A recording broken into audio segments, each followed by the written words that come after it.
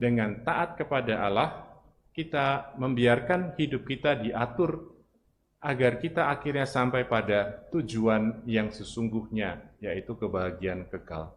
Dan dalam rangka itu kita belajar juga untuk hidup bersama orang-orang lain sebagai warga bangsa, sebagai warga negara. Maka kita bersama-sama perlu menghayati dua dimensi hidup kita ini tanpa harus ada pertentangan di antaranya. Dalam nama Bapa dan Putra dan Roh Kudus. Amin. Rahmat Tuhan kita Yesus Kristus, cinta kasih Allah dan persekutuan Roh Kudus bersamamu Dan bersama rohmu. Saudari-saudaraku yang dikasihi Tuhan, selamat pagi.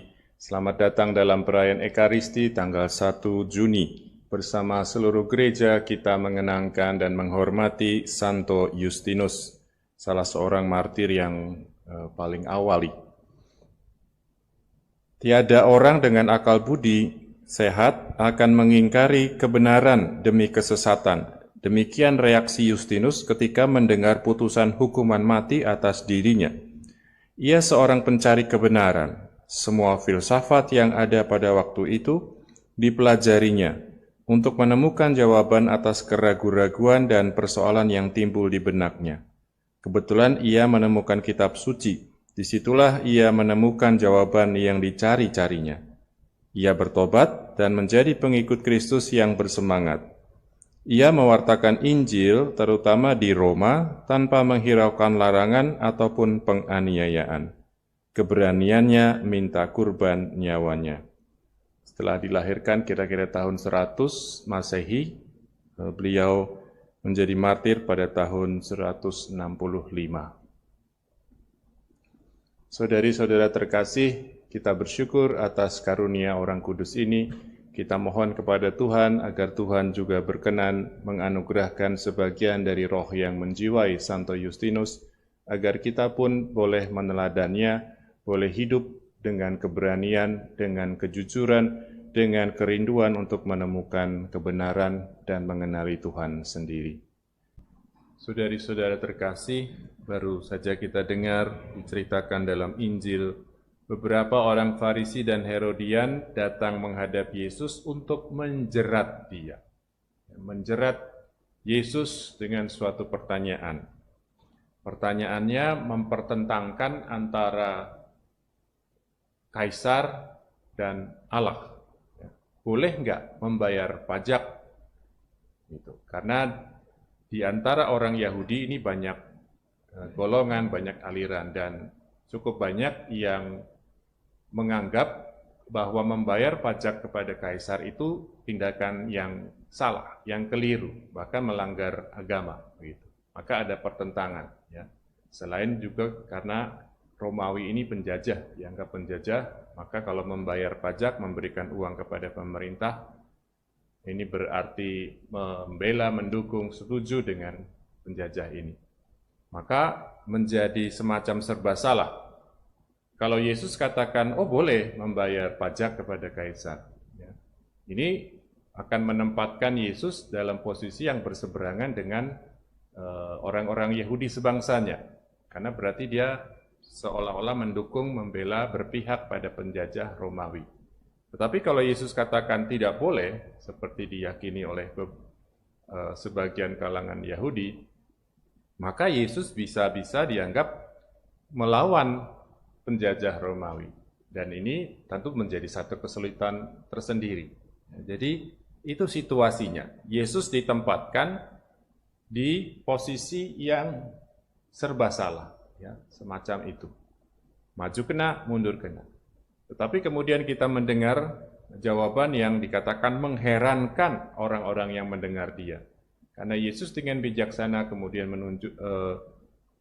memberikan jawaban dengan cara yang juga unik. Dia minta keping uang dinar yang digunakan untuk membayar pajak. Ya, lalu ditanya olehnya, ini gambar dan tulisan siapa? Kalau ini gambar dan tulisan Kaisar, berarti benda ini memang milik Kaisar. Jadi dia punya hak atas benda-benda ini. Maka berikanlah apa yang menjadi hak Kaisar kepada Kaisar.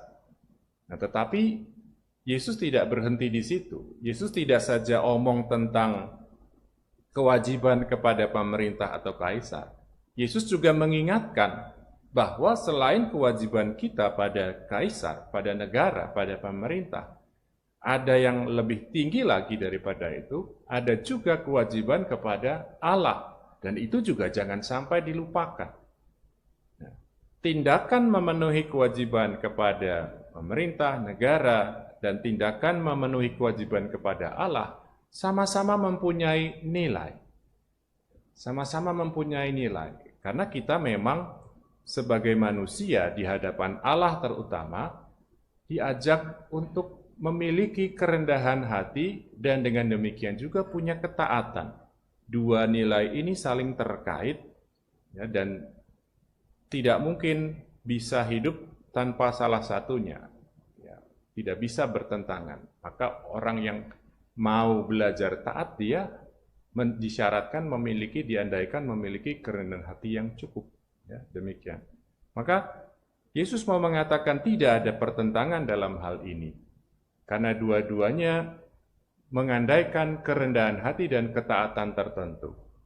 Saudari-saudara terkasih, itu juga yang kita bisa temukan menjadi nilai yang diwartakan oleh Santo Justinus yang kita hormati hari ini.